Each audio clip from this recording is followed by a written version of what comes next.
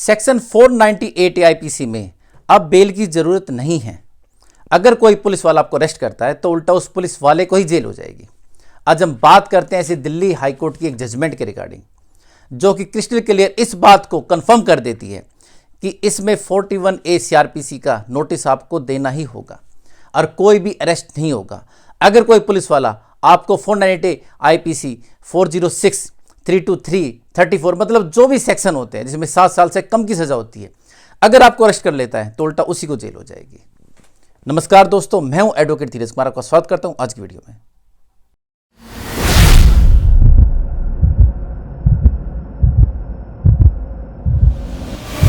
To 2014 में judgement आई थी Arnesh Kumar versus state of Bihar, जिसमें क्रिस्टल क्लियर ये सुप्रीम कोर्ट की डायरेक्शन थी कि 7 साल तक के सजा वाले केसों में, जिसमें कि 498 स्पेशल, जिसमें डाउरी से रिलेटेड जो केसेस हैं, उसमें कोई भी पुलिस वाला किसी भी व्यक्ति को अरेस्ट नहीं करेगा। उसके अंदर 41A सीआरपीसी का नोटिस देंगे, इन्वेस्टिगेशन ज्वाइन कराएंगे और विदाउट अरेस्ट ही चार्जशीट फाइल होगी। लेकिन इतने सालों के बाद भी आज भी पुलिस वाले अपनी मनमानी करते हैं और उस मनमानी का उनको रिजल्ट भी मिला, सिर्फ जरूरत थी एक हिम्मत की। ऐसा ही हुआ 2020 में, जब एक 498 की एफआईआर रजिस्टर हुई। देखिए, 498 में भी 3 साल की सजा है, 406 में भी, 323 में भी, नॉर्मली इनमें सिर्फ में 3 साल तक की सजा है। इसके अलावा अगर कोई और भी सेक्शन एक्स्ट्रा लगता है तो उसमें ज़्यादा 5 साल तक की हो सकती है। 354 भी अगर लगती है तो 5 साल ज़्यादा सजा नहीं है।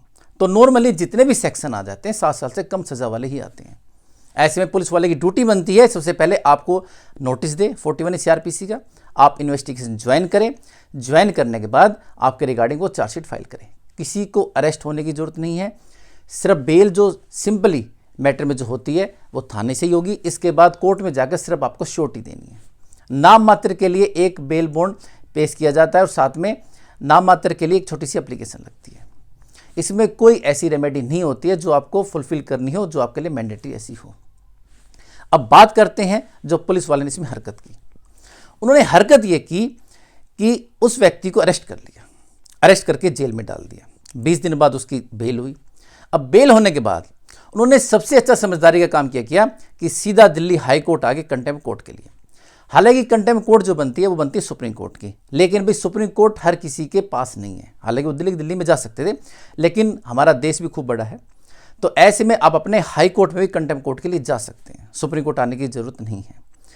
उन्होंने दिल्ली हाई कोर्ट में पिटीशन फाइल की और फाइल करके ये कहा कि भी Arnesh Kumar versus state of Bihar, जो कि 2014 की जजमेंट है सुप्रीम कोर्ट, इसमें डायरेक्शन दी हुई है कि आप 41A का नोटिस देंगे, आप किसी को अरेस्ट नहीं करेंगे। उन्होंने मुझे अरेस्ट किया, 20 दिन तक मैं जेल में रहा, मेरी रेपुटेशन हार्म हुई है, मेरी प्रेस्टीज चली गई सोसाइटी के अंदर, और उसके रिगार्डिंग कंटेम्प्ट कोर्ट इसके ऊपर लगनी चाहिए, क्योंकि इन्होंने जो जजमेंट है उसका वायलेंस किया है। देखिए, जो judgement special constitution bench supreme court की उन्होंने दी हुई है वो समझ लीजिए अपने आप में कानून है। अगर उस जजमेंट को कोई नहीं मानता है तो उसके खिलाफ कंटेम्प्ट कोर्ट लग जाएगा। सेम टू सेम इसी केस में हुआ। अब जो केस है इसका टाइटल अगर आप देखेंगे तो Rakesh Kumar versus Vijayanta Arya DCP and others, DCP के थ्रू मतलब उसके खिलाफ फाइल की गई, और साथ में एसएचओ और R3 जो इसके अंदर वो पुलिस वाला था, पुलिस ऑफिसर जिसने अरेस्ट किया था, वो पार्टी है। इसमें दिल्ली हाई कोर्ट ने डायरेक्शन दी और साथ में उनसे पूछा कि भी आप अपना जवाब फाइल कीजिए। पुलिस वाले ने अपनी गलती मानी, क्योंकि उसने 41A सीआरपीसी का नोटिस दिया ही नहीं था, लेकिन कोर्ट ने उसको माफ़ नहीं किया। उसको 1 दिन की जेल, 2000 रुपये जुर्माना और साथ में 15,000 रुपये 15,000 रुपीज़ का कंपनसेशन जो पेटिशनर है जिसने कि केस फाइल किया था उसको दिलवाया। तो ये जजमेंट है, सिर्फ 3 पेज की जजमेंट है, कोई ज़्यादा बड़ी जजमेंट नहीं है, छोटी जजमेंट है। लिंक मैं यहाँ डिस्क्रिप्शन बॉक्स में दे रहा हूँ, वहाँ से आप डाउनलोड कर सकते हैं। ये जजमेंट इतनी ज़्यादा ज़रूरी है कि हर इंसान जिसका कि 490 का केस है उसके पास होनी चाहिए। लेकिन जो सबसे बड़ी बात है वो ये है कि जो अरनेश कुमार की जजमेंट है वो बिहार की है देखा जाए तो, क्योंकि बिहार का मैटर था, पटना हाई कोर्ट ने उसको डिसमिस किया, फिर इसके बाद वो सुप्रीम कोर्ट आ गया।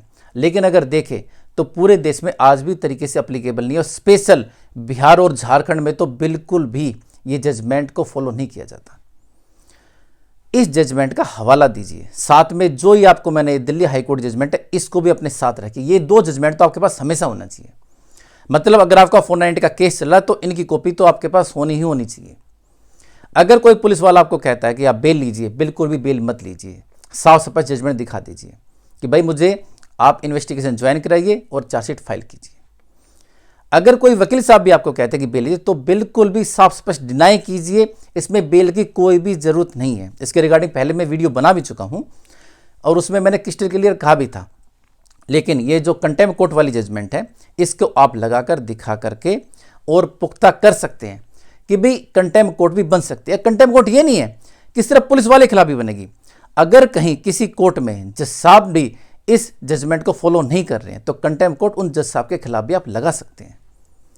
मोस्टली देखा जाता है कि कई बार आप बेल लगाते हैं, बेल आपकी डिसमिस हो जाती है, जज साहब अरेस्ट के लिए बोलते हैं, तो वो भी अपने आप में एक गलत ऑर्डर है। इस जजमेंट को फॉलो करना ही पड़ेगा। लेकिन सबसे बड़ी गलती है ना, वो गलती है आप लोगों की। आप सिंपल सोर क्या करते हैं, एक बेल लगाते हैं। भाई बेल क्यों लगाते हैं? बेल मत लगाइए। जब भी लगाना कंटेम्प्ट कोर्ट लगाइए। आप ये कहिए कोर्ट के अंदर कि भाई इस जजमेंट को फॉलो नहीं किया जा रहा है, आपको इस जजमेंट का हवाला देना है कि भाई अरनेश कुमार की जजमेंट उसको आप फॉलो क्यों नहीं कर रहे हैं। इसलिए कभी भी अगर कोई आपके पास रास्ता नहीं बचता है, भाई पुलिस वाला आपको फोर्स कर रहा है, ठीक है चलो आप उसके प्रेशर नहीं मानते, लेकिन आप किसी वकील साहब के पास जाते हैं, वो भी आपको कहते हैं भी बेल लगानी है, तो भाई साहब आपको प्रेशर में आने की जरूरत नहीं है। बेल के रिगार्डिंग आप ना जा करके सीधा कंटेम्प्ट कोर्ट में जाइए। किसी पुलिस जो Arnesh Kumar versus state of Bihar है उसकी जजमेंट को फॉलो नहीं कर रही है। और देखिए ये दिल्ली हाई कोर्ट की भी जजमेंट है कंटेम्प्ट कोर्ट की, तो कंटेम्प्ट कोर्ट की प्रोसीडिंग स्टार्ट की जानी चाहिए। तो आपको जो काम करना है कंटेम्प्ट कोर्ट के रिगार्डिंग करना है। बेल को तो भूल ही जाइए। 490 का केस हुआ है तो बेल तो किसी को लगानी ही नहीं है, ये बात आप गांठ बांध लीजिए। सिर्फ कंटेम्प्ट कोर्ट में जाना है। अगर कहीं किसी को ऐसी कोई प्रॉब्लम आती है, कोई आनाकानी होती है, तो जजमेंट का हवाला आपको देना है और इसको अपने साथ जरूर रखना है। दोस्तों आशा करता हूँ आज की वीडियो को पसंद आएगी और आप इसको फॉलो भी करेंगे। अगर आप मुझसे कॉन्टैक्ट करना चाहते हैं तो नीचे दिए मेरे नंबर 9278134222 पर कॉल करके मुझसे कॉन्टैक्ट कर सकते हैं। अगर मीटिंग करना चाहते हैं तो सुप्रीम कोर्ट, द्वारका कोर्ट या मेरे ऑफिस में आकर मुझसे मीटिंग भी कर सकते हैं। तो मिलते हैं एक नई वीडियो में नई जानकारी के साथ। तब तक के लिए नमस्कार।